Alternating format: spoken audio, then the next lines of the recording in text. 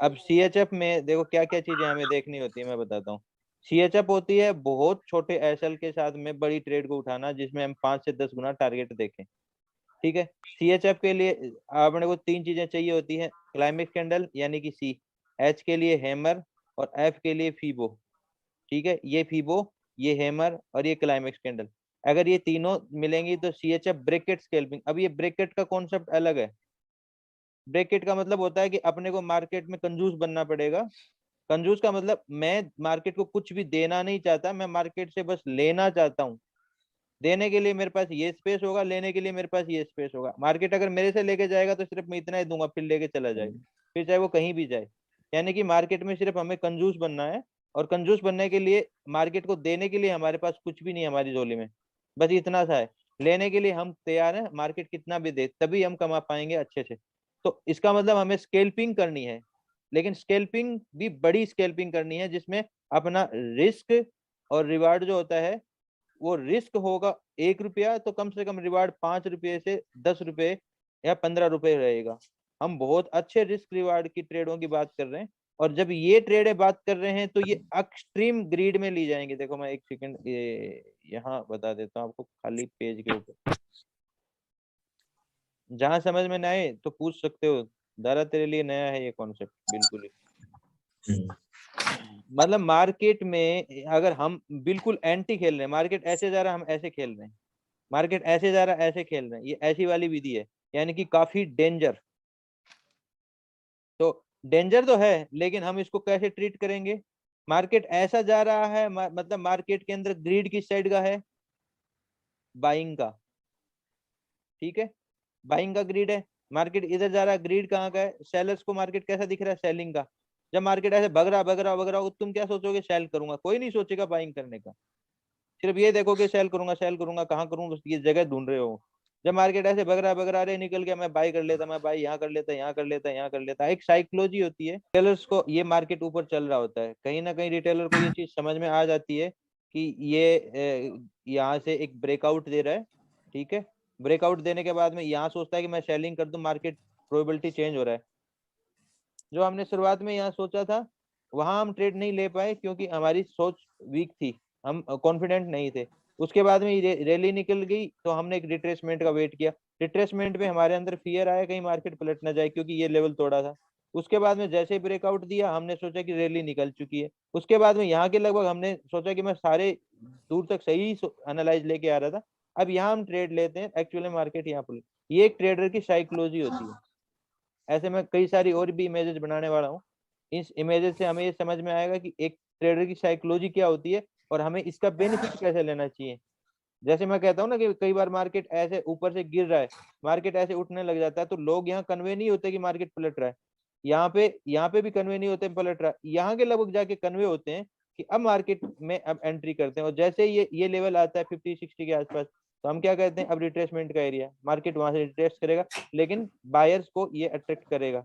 ये area buyer को attract करता है, और मार्केट क्या करेगा? तेजी से यहाँ गिर जाएगा, तेजी से यहाँ गिरेगा। तो वो क्या, ये किस चीज का इम्पेक्ट ज्यादा हो जाएगा कि मार्केट सेलिंग का था, पहले सेलिंग की साइड में ही चल रहा था मार्केट, तो सेलिंग की बड़ी रैली थी, मार्केट सेलिंग का था, ये तो एक राइज हुआ।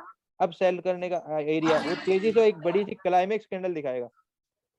क्लाइमेक्स कैंडल क्या करेगी? इस जगह जो उसने पूरा सेल देखा और इस जगह जो वो गलत हो रहा है, वो उस चीज से निकल जाएगा, और यही सोचेगा कि यही चीज चल रही है। और इसका इम्पेक्ट जो होता है ना, इतनी देर जो देख रहा है, उस साइकोलॉजी का इम्पेक्ट यहाँ दिखाई देगा। एक बड़ी सी तेजी से ग्रीन क्लाइमेक्स कैंडल बनेगी, वो सारा सोच, ये वाली सोच पलट देगी और ये वाली दिशा में ले आएगी। और इसी जगह से मार्केट अपना ग्रीड इम्पेक्ट एरिया स्टार्ट होता है, यहाँ से ग्रीड हावी हो जाता है। क्योंकि एक्चुअल में साइकोलॉजी उसकी ये थी, यहाँ पे वो साइकोलॉजी को थोड़ा सा दिक्कत आई, बैरियर आज अचानक से दोबारा स्टार्ट हुआ, तो सोचा कि एक रैली मैंने मिस की है, दूसरी रैली में मिस नहीं करना चाहता। तो यहाँ वो क्लाइमेक्स कैंडल हमारे लिए एक अपॉर्चुनिटी होती है, जिसको हम जीआईए थ्योरी के अंदर क्लियर करते हैं। ठीक है, ये साइकोलॉजी समझा दी। अब इसमें सीएचएफ में क्या समझने की चीज है? सीएचएफ में हमें 3 चीजें मिलेंगी, क्लाइमेक्स कैंडल, हैमर और फीबो। फीबो सिर्फ उसी कैंडल का रहेगा जो हैमर है, और कहीं का नहीं। सिर्फ हैमर का फीबो लेके चलो, और वहां से अपने को 2 से 3-4 पॉइंट का एसएल मिलेगा और बड़े पॉइंट का टारगेट मिलेगा। तो इसको बोलते हैं हम CHF ब्रैकेट स्कैल्पिंग। यानी कि यहाँ एक अच्छे रिस्क रिवार्ड की बात कर रहा हूँ। और बिल्कुल देखो, अच्छा रिस्क रिवार्ड कब मिलता है, एक बात देखो, आपको अच्छा रिस्क रिवार्ड चाहिए तो कब मिलेगा, जहां पे कोई भी आदमी सेलिंग का सोच ना सके वहां हम सेलिंग करेंगे। तो अपने को मतलब जहां कोई रिटेलर फंसने की कोशिश भी ना करे, वहां पे हम अपना एंट्री डाल रहे हैं, यानी कि हम हमारी साइड मार्केट का मूव होने का चांसेस ज्यादा हो जाएगा। क्यों हो जाएगा, क्योंकि देखो जहां मैक्सिमम लोग बैठे होंगे ना रिटेलर, जहां जहां सब देख रहे हैं कि मार्केट यहाँ बाई करेगा बाई करेगा बाई करेगा, वहां उनको ट्रैप करेगा। और जहां कोई नहीं होगा ना, वो चीज वहां हो सकती है, संभावनाएं वहां ज्यादा है। तो ऐसे हमें अंधाधुंध तो काम नहीं करना, उसके भी रूल बनाने पड़ेंगे। अगर मार्केट ऊपर जा रहा है और हम नीचे के लिए ट्रेड कर रहे हैं तो हमें रूल तो बनाने पड़ेंगे, क्योंकि मार्केट के अगेंस्ट चल रहे हैं। तो हमें बनना पड़ेगा कंजूस, यानी कि बहुत छोटा एसएल रखना पड़ेगा। और हम कंजूस बन रहे हैं वैसी जगह के ऊपर जहां पे एक्सट्रीम ग्रीड दिया जा रहा है। और उस एरिया पे ग्रीड किसको मिल रहा है, बायर्स को ग्रीड मिल रहा है। बायर्स कह रहा है कि यार ये प्लेस बहुत अच्छा है, मार्केट ले लो ले लो। मार्केट मार्केट जब बड़ी बड़ी कैंडलें बनाता है ना, लोग सोचते हैं यार ऊपर जा तो रहा है, यहाँ मैं भी उलझ के बैठ जाता हूँ, इसके बाद में ऊपर जितना जाएगा मेरा। वो नहीं देखता कि नीचे वापस कितना आ सकता है। तो वो उस क्लाइमेक्स कैंडल में ग्रीडी होता है और वो उसके अंदर एंटर कर जाता है। एक्चुअल में हम उसका बेनिफिट कैसे ले सकते हैं, तो जहां बायर्स हैवीली उनकी माइंडसेट बाइंग का रहता है, उस जगह हमें सेलिंग देखना। जहां ज्यादातर लोग फंसे रहते हैं उसके अगेंस्ट में हमें काम करना है। मैंने कहा ना, इसमें दो तरह के लोग होते हैं, एक तो रिटेलर, एक होता है स्मार्ट मनी। ये हमेशा रोता ही रहता है, पैसा खोता है, ये सिर्फ कुछ नहीं करता, इसके पास कोई स्ट्रेटेजी नहीं है, सिर्फ ये इसको देखता है। जब इसका रोने का टाइम आता है तो उसका मजा लेता है ये।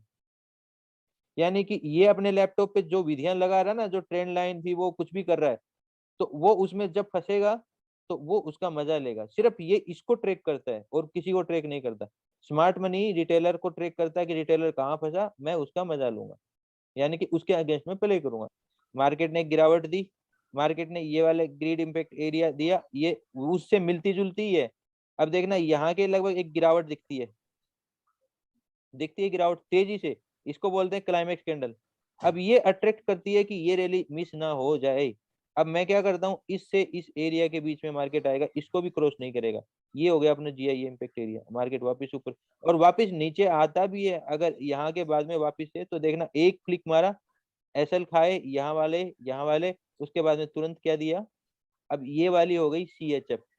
अब CHF कैसे होगी, तो ये वाली अपनी कैंडल क्या होगी, एक्सट्रीम ग्रिड दे रही है, ये वाली भी एक्सट्रीम ग्रिड दे रही थी, ये वाली सक्सेस नहीं हुई, कोई बात नहीं, अपने एक कैसल खाया, लेकिन इसी ने हैमर दिया। और इसका फीबो लगा लो, इसी कैंडल का ये फीबो आ गया यहीं के लगभग। तो यहाँ हम एंट्री करेंगे, एक्सट्रीम ग्रिड है यहाँ पे, छोटा सा एसएल, एसएल यहाँ का रख लो चाहे 5-7 पॉइंट का एसएल आ जाएगा, ठीक है। और ये अपना एरिया कैप्चर करेंगे।